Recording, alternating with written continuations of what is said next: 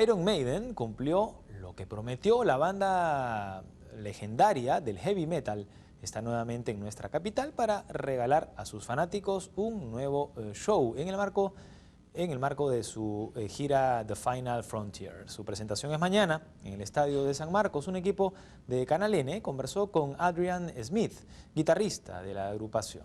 Veamos.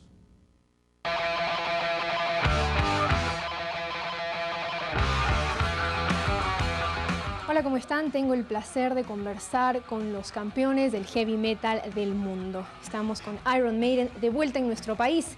Adrian Smith nos acompaña, el guitarrista. Hi, Adrian, how you doing? Very well, thank you. Just got in from Bogota. We played last night, so yeah, doing all right. You promised to come back. Here we are. We're back. Yep. Yes. I've always been curious about the strong relationship between the band and the fans. What do you think that's that? It's like strong chemistry there. Yeah, I mean, I suppose Iron Maiden's got its own little kind of niche. We kind of outside the norm. We don't.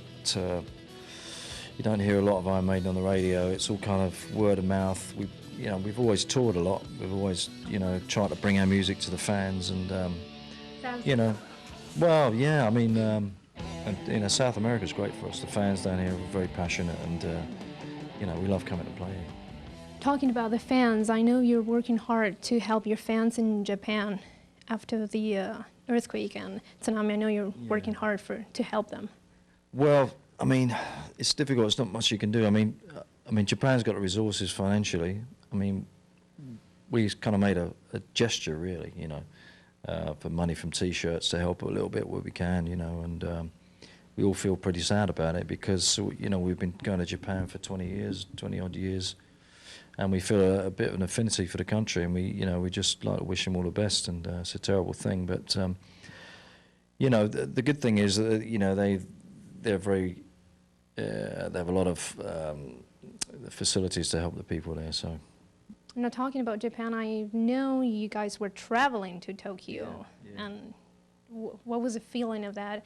You have to turn back after you've learned there was an earthquake and late tsunami there. It was crazy. I mean, I think we were 8 minutes from touching down. Bruce wasn't flying, but he was in the cockpit, and as the earthquake hit, and we were sort of coming in to Narita. He said it was just absolute confusion because all these planes were getting diverted, and you have a language barrier. Whereas on a normal day, people use normal phrases like, follow this path, blah, blah, blah. It was all, people were just freaking out. So we were lucky. If we'd have been 10 minutes later, we'd have been right in it. But yeah.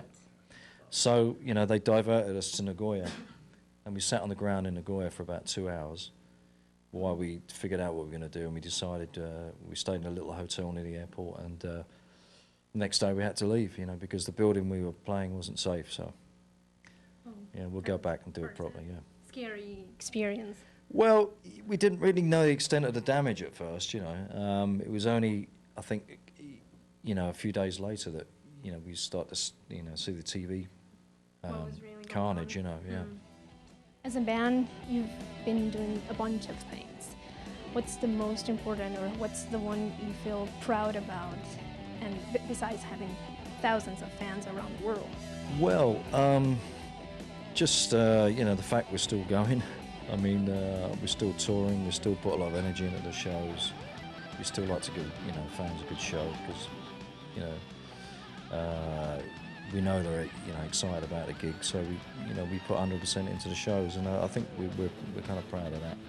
We don't tour as much as we used to because we like to keep the energy in the shows. We don't want to compromise on the energy. Well, we play nearly a 2-hour set, so yeah.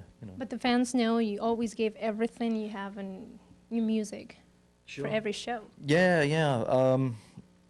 Yeah, I think that's maybe one of the things people like about us. They can see the sort of what we put into the shows, and it's kind of an honest kind of band. Tell us a little bit about the Final Frontier. Yeah, a lot of people say, is it the last album, final, this and that, but it's not really. It's just kind of based loosely around a sort of a Lost in Space thing. I feel it like it's like an emergency call. Yeah, it is a bit. Yeah, it's like a distress call, you know, like an SOS from space, that kind of thing. So we have a bit of fun with that at the beginning of the show. But and we play sort of I think 5 songs off the new album. But we play towards the end of the set. We play a lot of stuff that we know people want to hear. You know, they always want to hear. Of course, yeah. But you know, the longer, the more songs you write, the more difficult it is to sort of narrow it down to, you know, 12, 15 songs. You know, so that's why we're playing for 2 hours, because you know, we try to play everything. Good show. Well, hopefully, yeah. I even have the vinyl in here with me. Oh right. Let me show it. Yeah, yeah. It's got no pictures of us on it. Yeah. I don't know why that is. There might be a few Peruvian fans that are not planning yet to go to your concert on the 23rd. What would you tell them? What would they be missing? Well, I'm upset. I'm distraught. You know. What can I say? I mean, we've got a new show. We've got a new Eddie. You know, we've got us as well. By the way, we're playing. I think it'd be good fun anyway. You know. Well, thank you so much. Invite your fans. The camera is yours. Come along day after tomorrow, and come see Iron Maiden. Have a bit of fun. Thank you so much for this interview. Así que ya saben, este 23 es el concierto de Iron Maiden, nuevamente a hacer historia aquí en nuestra capital. Volvemos a estudios.